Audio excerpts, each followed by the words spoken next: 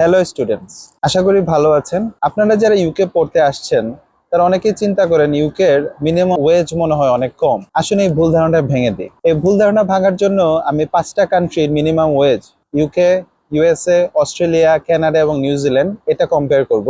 এই কম্পেয়ার করার মাধ্যমে আপনাদের ভুল ধারণাটা ভাঙবো। প্রত্যেকটা ডেটা আমি গভর্নমেন্ট ওয়েবসাইট থেকে নিয়েছি এবং আপনাদের সুবিধার্থে এটাকে ইউএস ডলারে কনভার্ট করে দিয়েছি। চলুন দেখা যাক কোন দেশের মিনিমাম ওয়েজ কেমন। শুরু করছি অস্ট্রেলিয়া দিয়ে। অস্ট্রেলিয়ার মিনিমাম ওয়েজেস হচ্ছে 26.44 অস্ট্রেলিয়ান ডলার, যা আমেরিকান ডলারে যদি আমরা কনভার্ট করি এটা হবে $18.44। ইউকের মিনিমাম ওয়েজ হচ্ছে 12.71 পাউন্ড, যে আমেরিকান ডলারে যদি আমি কনভার্ট করি সেটা হবে $17.10। নিউজিল্যান্ডের মিনিমাম ওয়েজেস পার আওয়ার হচ্ছে 23.95 নিউজিল্যান্ড ডলার, যেটা আমি আমেরিকান ডলারে যদি কনভার্ট করি সেটা হবে $13.95। কানাডায় মিনিমাম ওয়েজ হচ্ছে 18.15 কানাডিয়ান ডলার, যেটা আমি আমেরিকান ডলারে যদি কনভার্ট করি সেটা হচ্ছে $12.90।